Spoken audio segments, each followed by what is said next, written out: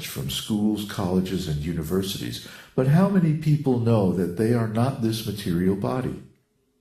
Unless we understand this first principle of knowledge, there is no question of spiritual advancement or enlightenment. So, the beginning of Bhagavad-gītā is the lesson that we are not this body. Later on, Krishna will explain that the real person is the spirit soul within the body. Just like we are within our clothing, but we are not our clothing, we are the person within.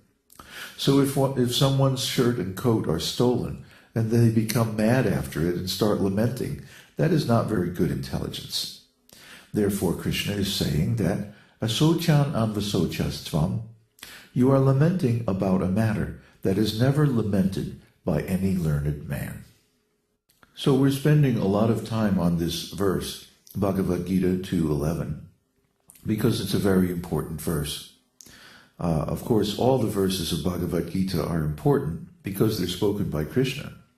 But this verse is especially important because it really defines the relationship between the guru and the disciple. The guru has a right to say, or actually he has a duty to say, you're a fool. I mean, after all, why do we need a guru? If we were really intelligent, we would already know everything and have realized the final conclusion of spiritual life. But see, we're not wise. That's why we need a guru. So the guru, the first instruction of the guru is, you are a fool. You are mourning for what is not worthy of grief. Look at you. You've created your own problem by being attached to this material body. The material body is not the self. So, of course, everything that you experience on that ontological platform is going to be an illusion, a self-created illusion, created by your own misunderstanding of who you are. You think you're the material body and senses? Well then, what is it that is aware of this body? What is it that is thinking in this body? And what is it that is conscious in this body? That is the soul. But because you have no spiritual knowledge, you don't understand the presence and activity of the spirit soul. Therefore, you identify with the body, and you think that this body is myself. The people who are related with this body are my kinsmen.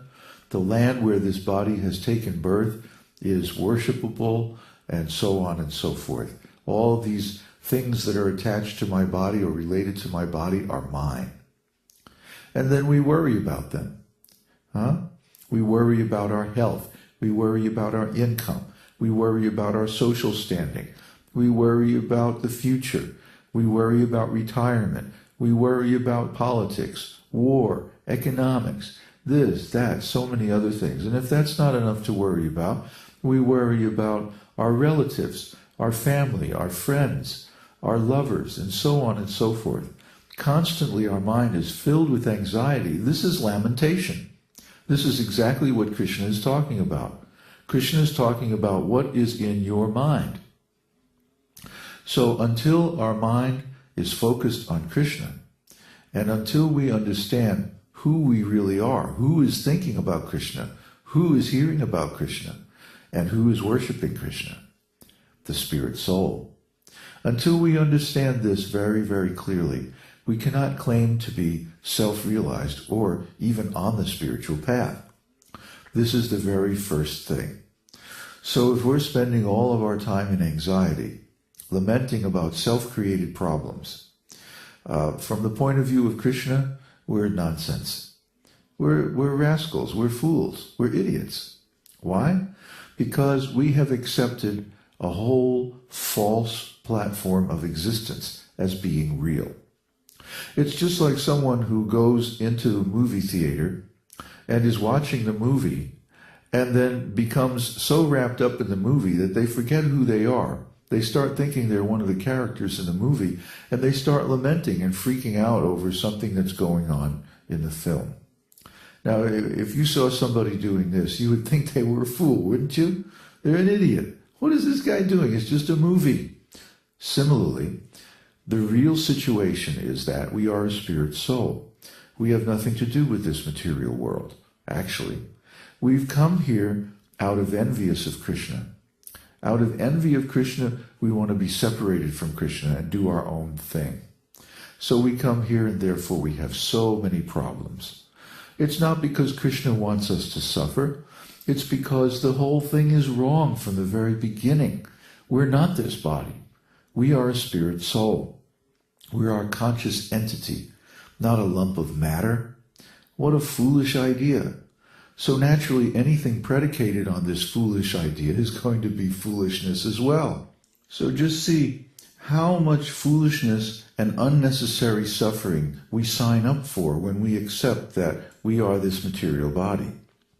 Nevertheless, the whole culture that we exist within, the whole context of so-called civilization, is based on this idea, is predicated on the idea that I am this material body, and the goal of life is to make this material body as comfortable as possible, to enjoy as much pleasure as possible, to run as much consumer goods as possible through these material senses, and this is the whole goal of material life.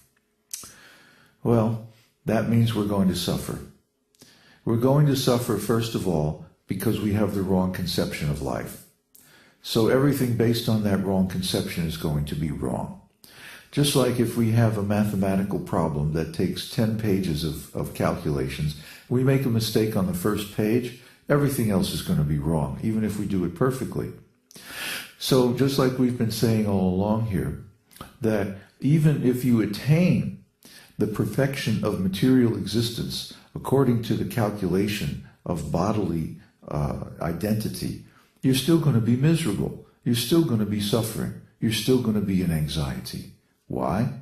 Because the very concept of who you are is based on a wrong principle. The wrong principle is the material body and senses. This material body and senses cannot give happiness because it is temporary. We are eternal. We are made of consciousness.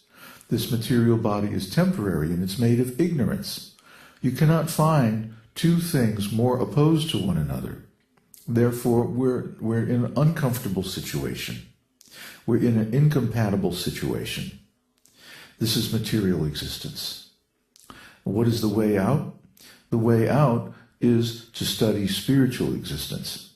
And spiritual existence is not impersonal. Are you impersonal? No, you're a person. So why would you want to enter into some impersonal realm or impersonal state of existence? Because you're a person. We're all meant to interact as people, as personalities, but on a spiritual platform. So that spiritual platform becomes available the moment we approach Krishna and accept Krishna as the source of all knowledge. Krishna is speaking Bhagavad-gītā because he wants Arjuna to be rescued from his misconception that is causing him so much difficulty. The misconception is, I am this material body, and those people over there whose duty it is for me to fight are also my relatives, and so I can't do it. I'm in conflict. That's his immediate problem.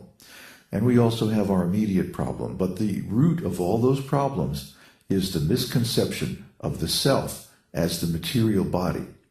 Actually, we are spiritual beings, and the perfection of life, both spiritual and material, is to follow Krishna's instructions and attain our eternal, perfect body.